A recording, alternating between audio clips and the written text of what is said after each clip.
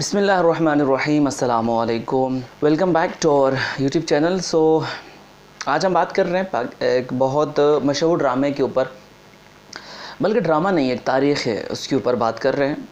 मैं ज़िंदगी में पहली बार देख रहा हूँ कि पहली दफ़ा ऐसा हुआ है, वो ऐसा कि हमारे दो तबके पहली दफ़ा एक ही प्लेटफॉर्म पर आए। आपसे गुजारिश होगी वीडियो पूरी देख लीजिएगा। एक हमारा तबका है मज़हबी तबका, दीनी तबका, जिनके पास नमाज, रोज़ा, ज़कात, हज, इबादत, ज़िक्र अस्कार सब कुछ है, मतलब great peoples of our society, मतलब दीनदार किस्म के लोग, उसमें उलमा कराम सबसे सर फहरिस्त है।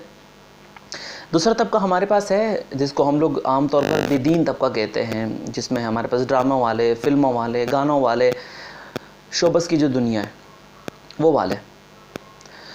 तो पहली दफ़ा ये लोग एक ही प्लेटफॉर्म पर आए।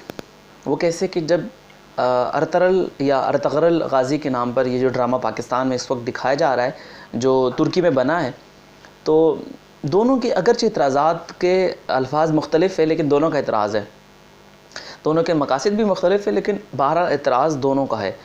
जो बेदीन तबका है वो ये कहता है कि ये ड्रामा हमारी सकाफ़त नहीं है, हमारा कल्चर नहीं है, हमारे रिवायात नहीं है, ये तो एक पुराना ड्रामा है, ये तो एक फ़रसूदा ख़यालात है, मिडीवियल दौर का है, जिसको हम लोग मिड पीरियड कहते हैं ऑफ द वर्ल्ड, जैसे 1300 सदी, 1400 सदी और 1200 सदी का जो दौर है, दरमियानी पीरियड ऑफ द हिस्ट्री। वो कहते हैं कि यार ये ड्रामा हम क्यों दिखा रहे हैं, हमारी अपनी सोसाइटी, अपनी जो हमारा कल्चर है या अपना जो हमारी इंडस्ट्री है ड्रामेबाजी की, वो तबाह हो जाएगी, इसलिए वो इसके ऊपर एतराज़ कर रहे हैं। तो उनके लिए जवाब ये है कि भाई आप जो कुछ दिखाते हैं, क्या वो हमारा कल्चर है, क्या हमारा वो रिवायात है? जो ड्रामे, जो फ़िल्में, जो गाने हमारे पास बनते हैं, जो गेम शो हो रहे हैं हमारे पास, जो चीज़ें चल रही, वो भी तो हमारी रिवायत नहीं है ना। और उसके अलावा जो हम इंडिया की फ़िल्में, इंडिया के गाने, और हमारे अपने लोग यहाँ से, कितने लोग पाकिस्तान से गए हैं, सबा कमर हमारी कितनी दफ़ा गई है और कोई फ़िल्मों में काम किया है, शायद उसने यहाँ सब जाते रहे, उन्हें तो किसी ने क्रिटिसाइज़ नहीं किया कि आप इंडिया जा रहे हो। हमारी कौन है, मायरा खान, हाँ अभी शाहरुख खान साहब के साथ गई हुई थी, फ़िल्म बनाई है, उस पर तो किसी ने क्रिटिसाइज़ नहीं किया, बल्कि उसको यहाँ पर आके तो एम्बेसडर बनाया, शायद पाकिस्तान की तरफ से कोई अमन का सफ़ीर, पता किसी का सफ़ीर बनाया, लेकिन एम्बेसडर ज़रूर है मायरा खान जी हमारी बाहर के लिए। तो उस वक्त आप लोग क्यों खामोश थे? यही है ना कि अब इस ड्रामे की वजह से आप लोगों की अपनी रोज़ी रोटी जो है, वो हराम की जो रोटी है वो बंद हो रही है। ज़ाहिर फ़िल्मों से कमाया पैसा हलाल नहीं हो सकता, तो आप उसके ऊपर सिर्फ आपको उसकी परवाह है, आपको पाकिस्तान की सकाफ़त से या पाकिस्तान से कुछ मोहब्बत नहीं है। और दूसरा जवाब उनके लिए है कि ये पराई सकाफ़त नहीं है, ये हमारी ख़ुद की सकाफ़त है। अगर ये पराई सकाफ़त होती तो फिर मैं गुजारिश करूँगा कि PhD की बुक से एक चैप्टर ख़त्म करो, और वो ये है तहरीक खिलाफत। 1920 या 1919 में 1920 या 1920 या 19 में जो तहरीक खिलाफत चली है, जब तुर्की में खिलाफत उस्मानिया का ख़ात्मा हो रहा था, तो उस यहाँ से कितने लोग गए? मौलाना ज़फ़र अली जौहर, मोहम्मद शौकत अली जौहर, ये जो उसकी उन्होंने जेल काटी है बाकायदा इस चीज़ के लिए, कि जब वो वहाँ पर इस भागदौड़ के लिए गए थे कि हम तहरीक खिलाफत को बचाने के लिए, क्योंकि मुसलमानों की वाहिद इस्लामी हुकूमत थी जो वहाँ पर मौजूद थी। और उसके बाद हम देखते हैं आज हमारे पास जो हुकूमतें हैं वो सब कौमियत परस्ती के ऊपर है। आज अगर कोई बात करते हैं करोड़ हसन, तो सारे सिंधी उड़ के आ जाते हैं, खासकर अंदरूनी सिंध वाले, क्योंकि ज़ाहिर कौम परस्ती ना, मेरे खिलाफ कोई बात करके मैं पठान बन के उठ के आ जाऊँगा, तो दीन के ऊपर तो कौम परस्ती नहीं रही ना, हम तो अपनी ज़ुबान के ऊपर कौम परस्ती में आ गए, तभी तो बेड़ा गर्क है। और उसके अलावा दूसरी इंपॉर्टेंट बात मैं उससे करना चाहता हूँ, जो जिनकी तरफ से ख़ास करके इस ड्रामे के ऊपर फतवा भी आया है कि इस ड्रामे के अंदर 3 बुराई है। एक तो पराई मर्दों को दिखाया जा रहा है, दूसरा है कि इसके अंदर तस्वीरें बनाई जा रही है, वो गलत चीज़ है, और तीसरा एक और इतराज़ भी था उनका, मतलब एक ठीक ठाक इतराज़ लगा है कि यार ये चीज़ें ड्रामा मतलब जायज़ नहीं है, हलाल नहीं है, इस पर वक्त का ज़िया हो रहा है, इसको ना देखें। उनकी बात ठीक है, पराई औरतें ज़रूर है, तस्वीरें जो इसके अंदर बनाई जा रही, ज़ाहिर है वो नबी अलैहिस्सलाम ने तस्वीर बनाने से मना फरमाया है साफ़ साफ़, ठीक है, बात उनकी बिल्कुल ठीक है, उनका ये फतवा अपनी जगह पर भाग जाने पे। लेकिन डॉक्टर के काम अलग, लेकिन इसमें मैं क्यों बात कर रहा हूँ? डॉक्टर के काम 2 होते हैं। डॉक्टर का काम एक ये होता है कि वो बीमारी को तशख़ीस करें कि क्या बीमारी है, और सेकंड पे उसका फिर इलाज दे दें, और साथ में तीसरा उसका प्रिकॉशन दे कि यार फ़लाँ चीज़ खानी है, फ़लाँ चीज़ नहीं खानी है।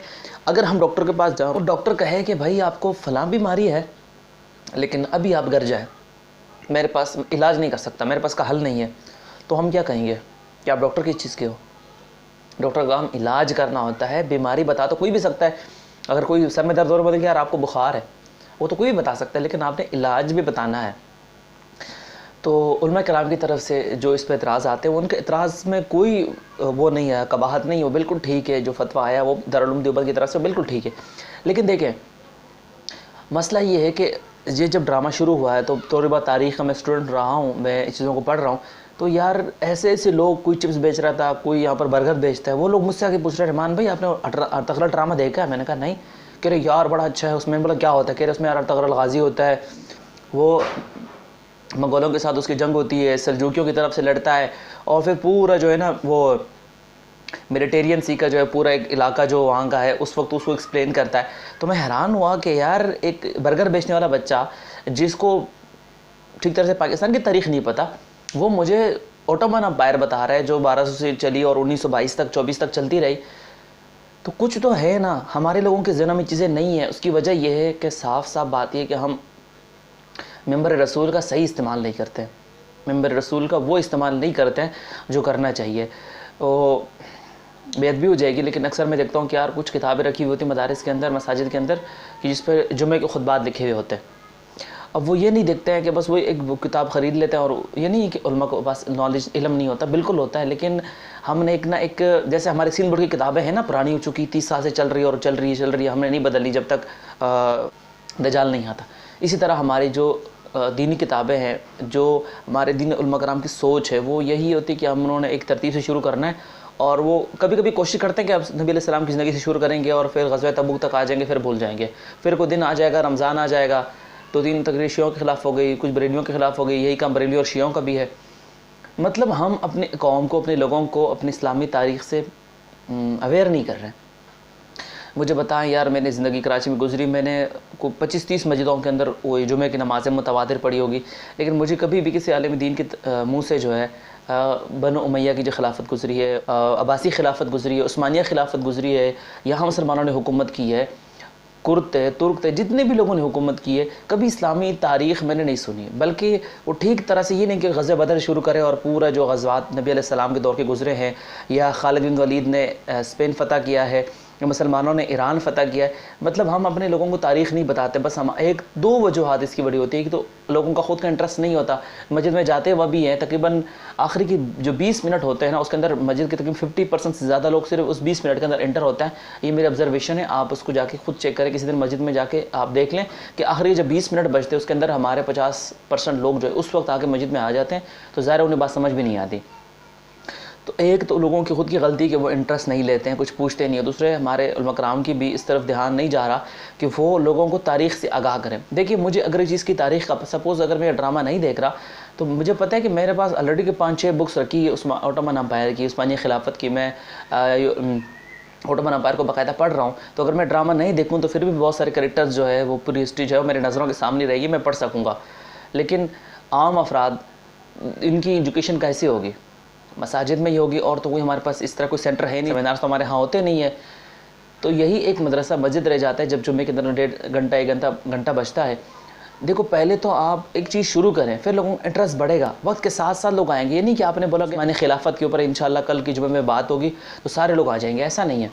आप बात शुरू करेंगे, लोगों को तवज्जो आएगी, इंटरेस्ट बढ़ेगा, तो लोग उसको देखेंगे। देखो, पाकिस्तान के अंदर कितनी सीरीज़ बनती है, या बाहर मुल्कों में सीरीज़ बनती है जिस पर यह ड्रामा है 5 सीरीज़ के ऊपर बना हुआ, लेकिन उन चीज़ें जिसको इतनी पजीराई नहीं मिली, क्योंकि इस ड्रामे के अंदर तो हकीकत है, और दूसरा इसके अंदर लोगों का रिलेशन है, इसके साथ ताल्लुक़ है इसके साथ, इसीलिए लोग उसको गौर से देख रहे हैं। हर छोटा बच्चा, मैं देख रहा हूँ आजकल फेसबुक के ऊपर तस्वीर और लिंक शेयर हो रहे होते हैं, लोग आपस में बातें, जब भी किसी के साथ देखो यार, मैं अगर कहूँ कि पाकिस्तान में अगर कोई बंदा किसी के साथ 1 घंटे के लिए बैठ जाए, नौजवान असल जो है, और तकरल ड्रामे के ऊपर बात ना हो, ऐसा नहीं हो सकता। मैं कहीं पर भी जाऊँ, या तो मैं किसी से पूछता हूँ कि हाँ भाई चल रहा है, क्या देख रहे हो, या तो मुझसे पूछते हैं रहमान भी कितना देख लिया। मतलब लोग इसको कितना तवज्जो के साथ देख रहे हैं और उसकी तशनगी के साथ देख रहे हैं। लोगों मतलब एक किस्म के प्यासे हैं इस ड्रामा से, किसी ने देखा तक नहीं है, किसी ने तारीख़ ये सुनी तक नहीं है। और उसकी गलती किसकी है? हमारे उलमा कराम की बहुत बड़ी गलती बनती है कि मैं उनसे एक ही जुमला कहना चाहूँगा कि फतवों से आके जहाँ और भी है। सिर्फ फतवा लगाना मसले का हल नहीं है। ये ड्रामा नहीं देखना चाहिए, ठीक है, लेकिन ये जो ड्रामे में तारीख़ दिखाएगी, ये कौन बताएगा? यूनिवर्सिटी तक जब तक बंदा नहीं आएगा तब तक उसको समझ नहीं आएगी, क्यों हमारे इंटर और मैट्रिक तो बुक्स इसको कवर ही नहीं करते, इस सारे कहानी को, सारे इस पूरी तारीख़ को। कोई भी तारीख़ हमारी इंटर मैट्रिक पर पढ़ाई नहीं जाती, ना इतना टाइम होता है, ना इतनी किताबें हैं, ना इतना हमारा एजुकेशन सिस्टम है। तो आम अफराद जो पढ़ चुके हैं, जो नहीं पढ़ सके, उनके पास पढ़ने का यही ज़रिए है कि उनको मसाजिद के अंदर उनको तालीम दी जाए। जब भी जुम्मे का खुतबा हो तो एक पैटर्न बनाए कि यार हमने एक तरतीब से लेके चलना है, यानी वो एक साल का एक बना ले कि यार इस साल कम से कम हमने 4 महीने लगा के, 6 महीने लगा के, हमने ज़रूरी नहीं कि हमने किसी को पेपर दिलवाने के लिए तैयार करना है, लेकिन इतना ज़रूर है कि हम उनको बेसिक तो बता देना कि पहला खलीफा कौन था, दूसरा कौन था, ओटोमन अम्पायर किस तरह है, अब्बासिया खिलाफत है, कुछ बड़ी बड़ी जो फतुहात है उस पर बात करें, स्पेन किस तरह फतह हुआ, हमने यूरोप के अंदर किस तरह इस्लाम एंटर हुआ।